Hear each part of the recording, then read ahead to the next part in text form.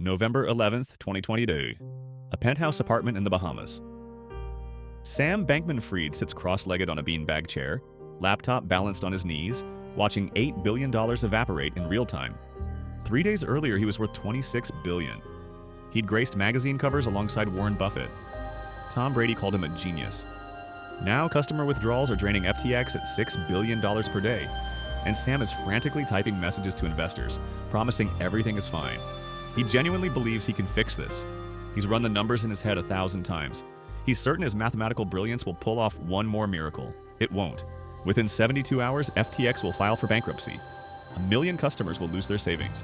And the psychological trap that destroyed Sam? You're falling into it right now with your own money.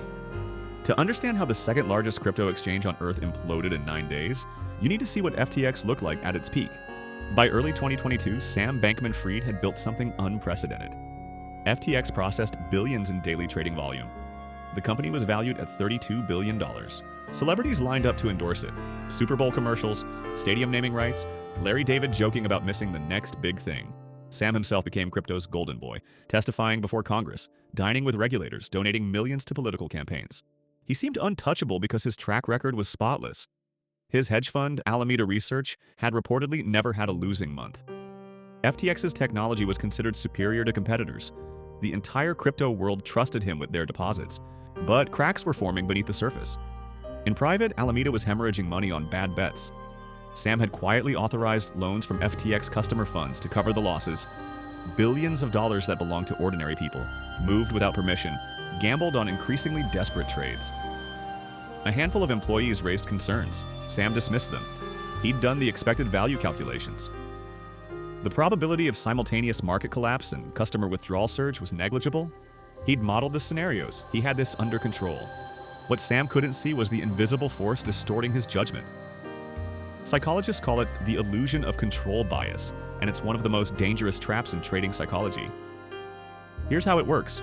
When we take active involvement in an outcome, our brains convince us we have more influence over that outcome than we actually do. It's why gamblers blow on dice before rolling. It's why day traders believe their technical analysis can predict random market movements. The more skill we think we possess, the more we overestimate our ability to manage chaos. Think of it like a pilot in a flight simulator. They can practice emergency landings for years, mastering every possible scenario. Then a real engine catches fire at 30,000 feet while a passenger has a heart attack, and lightning strikes the wing simultaneously. No simulation prepared them for that combination.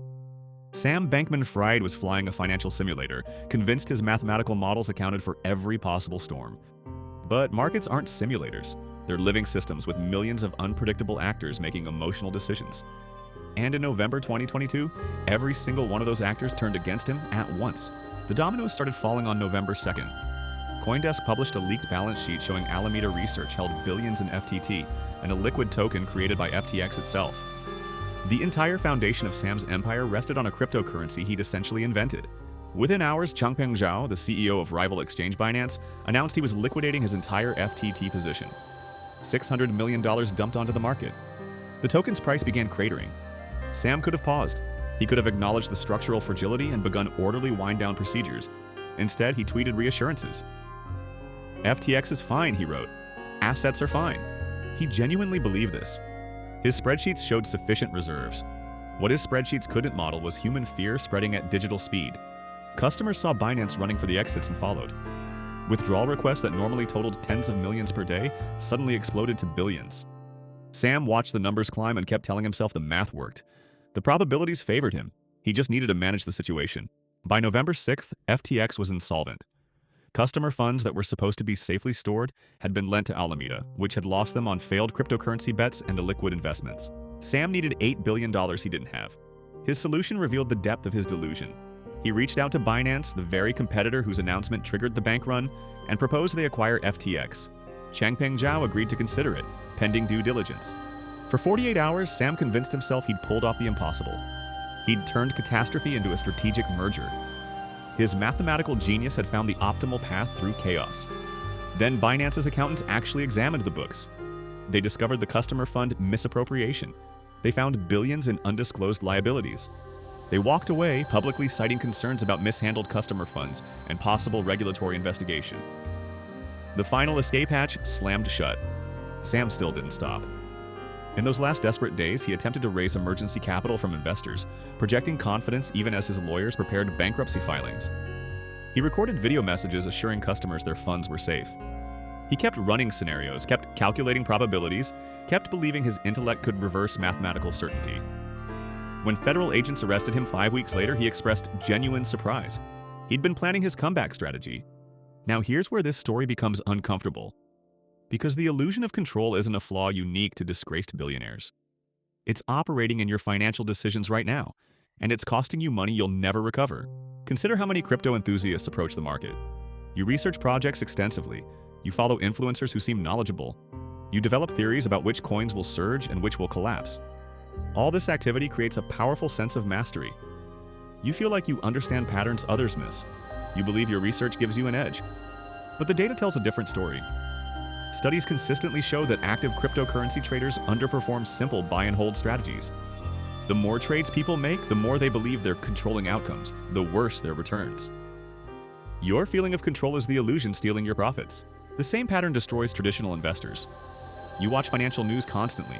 You check your portfolio multiple times daily. You make adjustments based on expert predictions that are statistically no better than coin flips. Each decision reinforces the sensation that you're managing risk effectively. In reality, you're generating transaction fees, creating tax events, and buying high while selling low, because your emotions respond to short-term volatility your intellect can't actually predict. Even outside markets, this bias shapes career decisions. You stay at a struggling company because you believe your efforts will turn things around. You launch a business without adequate savings because you're confident your skills will attract customers faster than averages suggest. You negotiate aggressively because you're certain you can read the other party's intentions. The more capable you actually are, the more susceptible you become to overestimating your control over outcomes that depend on thousands of variables beyond your influence. The difference between financial survivors and casualties often comes down to one recognition. Your intelligence doesn't protect you from randomness. It makes you more vulnerable because it convinces you randomness doesn't apply to you. Sam Bankman-Fried wasn't stupid. He was brilliant enough to believe his brilliance exempted him from the rules governing everyone else. So how do you fight a bias you can't feel operating? The answer lies in building systems that don't depend on your judgment in critical moments. Think back to Sam watching withdrawal requests multiply. He kept making real-time calculations, trusting his assessment of acceptable risk. What he needed was an automatic trigger established months earlier. A predetermined rule stating that if customer withdrawals exceeded a specific threshold for more than 24 hours, external auditors would be immediately engaged regardless of internal confidence levels. No judgment required, no override possible. The system activates independent of belief. Behind every financial collapse is someone who trusted their real-time assessment over predetermined rules. The solution is committing to your decisions before emotions intensify. Set your position sizes before you trade, not after you're convinced you've found a guaranteed winner. Establish your exit criteria when markets are calm, not when panic or euphoria is flooding your nervous system. Write down the exact conditions that would prove your thesis wrong, then actually exit when those conditions materialize.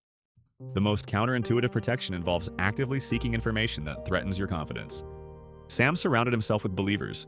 Employees who questioned the Alameda relationship were marginalized or ignored. He cultivated an environment where his calculations were never seriously challenged. Do the opposite. Before any significant financial decision, deliberately find the smartest person who disagrees with you and genuinely engage their arguments. Read the bear case on your favorite investment. If you can't articulate why intelligent people believe you're wrong, you don't understand the position well enough to hold it. Consider the contrast with Changpeng Zhao during that same November. When CoinDesk published the Alameda balance sheet, he held significant FTT exposure. He could have told himself the concerns were overblown, that his deeper industry knowledge revealed the situation was manageable. Instead, he publicly announced liquidation within hours. No ego, no calculations about whether the risk was acceptable. The moment uncertainty exceeded a threshold, he exited completely. System over sentiment. That single decision potentially saved Binance billions and left his company standing while FTX burned. Here's what separates those who survive market chaos from those who become cautionary tales. It's not intelligence. Sam Bankman-Fried could calculate expected values faster than almost anyone alive. It's not information. He had more data about crypto markets than retail investors could dream of accessing. The difference is systematic humility. Building structures that assume your confidence is wrong precisely when it feels most justified. $8 billion didn't vanish because Sam Bankman-Fried was incompetent. It vanished because he was competent enough to believe he could manage forces no individual controls. Every time you feel certain about a financial outcome, remember that feeling is the bias working. The question isn't whether you're smart enough to beat the market. The question is whether you've built systems that protect you from your own certainty. So, if this breakdown of behavioral economics and financial education helped you see trading psychology differently, consider subscribing for more analysis of the invisible forces shaping your decisions. But before you go, answer honestly. What's the last financial choice you made where you felt absolutely confident you had it under control?